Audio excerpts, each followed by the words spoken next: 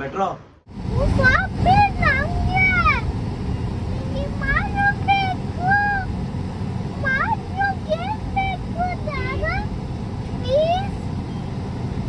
ಮಗ ದೊಡ್ಡ ಬೇಡ ನೋಡಿ ಮಗ ಇನ್ನೊಂದು ಶಾಪಿಂಗ್ ಇಲ್ಲಿ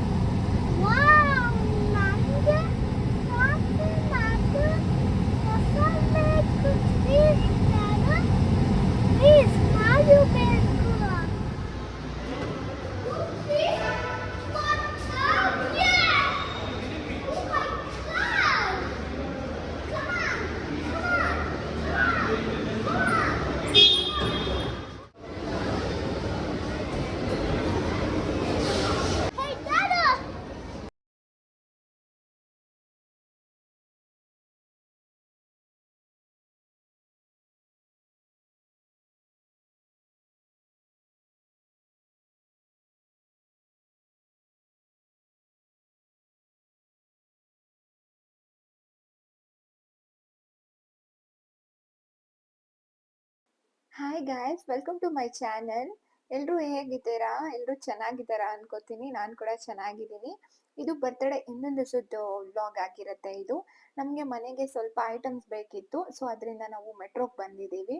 ಮುಂಚೆ ಎಲ್ಲ ಜಾಸ್ತಿ ಬರ್ತಾ ಇದ್ವಿ ಮೆಟ್ರೋಗೆ. ಇವಾಗ ನೆನ್ಮಂಗ್ಲದಲ್ಲೇ ವಿಶಾಲ್ ಮಾರ್ಟು, ಡಿ ಮಾರ್ಟು ಆಗಿರೋದ್ರಿಂದ ಸೊ ಅಲ್ಲೇ ಹೋಗ್ಬಿಡ್ತಿದ್ವಿ. ಸೊ ಈ ಸತಿ ಮೆಟ್ರೋಗೆ ಹೋಗೋಣ ಅಂತ ಹೇಳ್ಬಿಟ್ಟು ಮೆಟ್ರೋಗೆ ಬಂದಿದ್ದೀವಿ.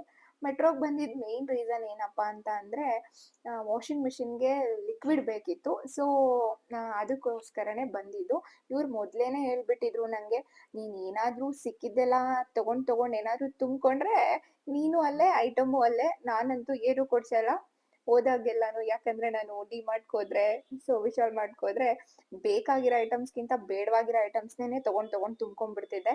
ಸೊ ಅದಕ್ಕೆ ಈ ಸತಿ ಹೇಳಿದರು. ಸರಿ ಆಯ್ತು ಅಂದ್ಬಿಟ್ಟು ವಾಷಿಂಗ್ ಮಿಷಿನ್ಗೆ ಲಿಕ್ವಿಡ್ ಎಲ್ಲ ತೊಗೊಂಡು ಮನೆಗೆ ಬಂದ್ವಿ. ಇದು next day vlog, birthday vlog continue ಆಗ್ತಿದೆ ಇದೇ ವ್ಲಾಗಲ್ಲಿ. ಪ್ಲೀಸ್ ಎಲ್ಲರೂ ಕೊನೆವರೆಗೂ ನೋಡಿ ವಿಡಿಯೋನ. ಸೊ ಬೆಳಗ್ಗೆನೆ ಬರ್ತ್ಡೇ ದಿವಸ ಮೂಡ್ ಆಫ್ ಆಗಿಬಿಟ್ಟಿತ್ತು. ಯಾಕೆ ಅಂತ ಅಂದರೆ ಬೆಳಗ್ಗೆನೆ ಸಿಲಿಂಡರು ಬಂತು ಮನೆಗೆ. ಸೊ ನಾನು ಅವ್ರ ನಂಬರ್ಗೆ ಅಮೌಂಟ್ ಹಾಕೋದು ಬಿಟ್ಟು ಕನ್ಫ್ಯೂಸ್ ಮಾಡಿಕೊಂಡು ಬೇರೆ ನಂಬರ್ಗೆ ಅಮೌಂಟ್ ಹಾಕ್ಬಿಟ್ಟಿದ್ದೀನಿ. ಸೊ ನನಗೆ ಬೆಳಗ್ಗೆನೆ ಟೆನ್ಷನ್ ಆಗ್ತಿತ್ತು, ಇದೇನಪ್ಪ ಇದು ಬರ್ತ್ಡೇ ದಿವಸನೇ ಬೆಳಗ್ಗೆನೆ ಈ ಥರ ಆಗೋಯ್ತಲ್ವಾ, ಇನ್ನು ಕೊನೆವರೆಗೂ ಈ ದಿನ ಪೂರ್ತಿ ಹೇಗಿರುತ್ತೋ ಏನೋ ಅಂತ. ಬಟ್ ಮತ್ತೆ ಅವ್ರಿಗೆಲ್ಲ ಕಾಲ್ ಎಲ್ಲ ಮಾಡಿ ರಿಕ್ವೆಸ್ಟ್ ಎಲ್ಲ ಮಾಡಾದ್ಮೇಲೆ ರಿಟರ್ನ್ ಹಾಕಿದ್ರು ಅಮೌಂಟು. ಆಮೇಲೆ ಹ್ಯಾಪಿಯಾಗಿ ಎದ್ದು ಹೋಗಿ ಹೋಟೆಲಲ್ಲೇ ಟಿಫನ್ ಎಲ್ಲ ಮುಗಿಸ್ಕೊಂಬಂದು, ಆಲ್ರೆಡಿ 12-1 ಆಗಿಬಿಟ್ಟಿತ್ತು. ಟಿಫನ್ ಎಲ್ಲ ಮುಗಿಸ್ಕೊಂಬಂದು ಮನೆಗೆ ಬಂದು ಸ್ನಾನ ಎಲ್ಲ ಮಾಡಿಕೊಂಡು, ಸೊ ಇವರೇ ಪೂಜೆ ಎಲ್ಲ ಮಾಡ್ತಿದ್ದಾರೆ.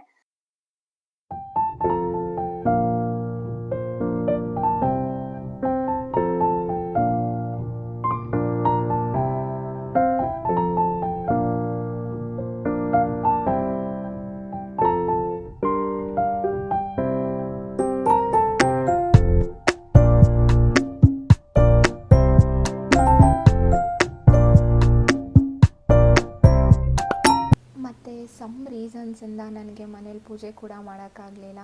ಈ ಥರ ಆಗಿಬಿಟ್ರೆ ಇನ್ನೂ ಬೇಜಾರಂತಲೇ ಹೇಳ್ಬೋದು. ಯಾಕಂದರೆ ನಾವು ಮನೆಯಲ್ಲಿ ಪೂಜೆ ಮಾಡಿದಷ್ಟು ಇರಲ್ಲ. ಬಟ್ ಅವರು ನಿಜವಾಗ್ಲೂ ಚೆನ್ನಾಗೇ ಮಾಡಿದ್ರು. ಮನೆಯಲ್ಲೆಲ್ಲ ಪೂಜೆ ಮಾಡಿ ಅವರೇ ಎಲ್ಲ ಕ್ಲೀನ್ ಮಾಡಿಕೊಂಡು ನನಗೂ ಆರತಿ ಕೊಟ್ಟು, ಪಾಪುಗೂ ಆರತಿ ಕೊಟ್ಟು ಎಲ್ಲ ಮಾಡಿದ್ರು.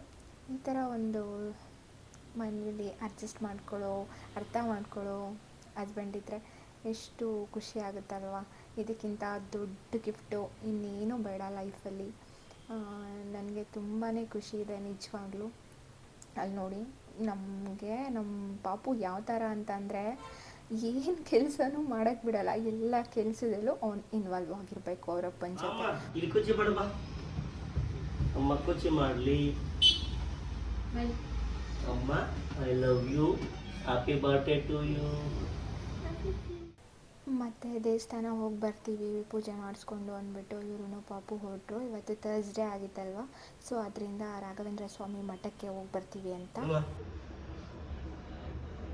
ಇದು ಆಲ್ರೆಡಿ ನೈಟು 8:30ನೇ ಆಗಿಬಿಟ್ಟಿತ್ತು. ಪಾಪು ಕೂಡ ಮಲ್ಕೊಂಡ್ಬಿಟ್ಟಿದ್ದ. ಸೊ ಅವ್ನು ಕೂಡ ಎಬ್ಬಿಸ್ಕೊಂಡು ರೆಡಿ ಆಗಿಬಿಟ್ಟು ಹೊರ್ಗಡೆನೇ ಊಟ ಎಲ್ಲ ಮುಗಿಸ್ಕೊಂಡು ಬರೋಣ ಅಂತ ಬಂದ್ವಿ.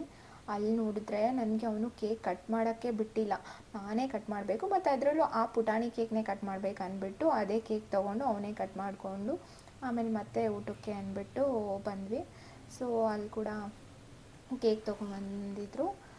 ಸೊ ಅಲ್ಲಿ ಕೂಡ ಕೇಕ್ ಕಟ್ ಮಾಡ್ತಾ ಇದ್ದೀವಿ ನೋಡಿ.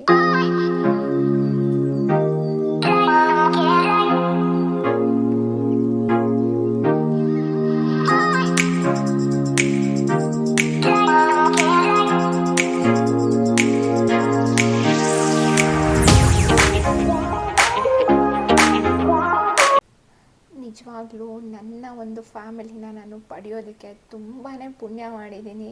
ಯಾಕಂತಂದರೆ ನನ್ನ ಫ್ಯಾಮಿಲಿ ನನಗೆ ಎಲ್ಲನೂ ಕೊಟ್ಟಿದೆ.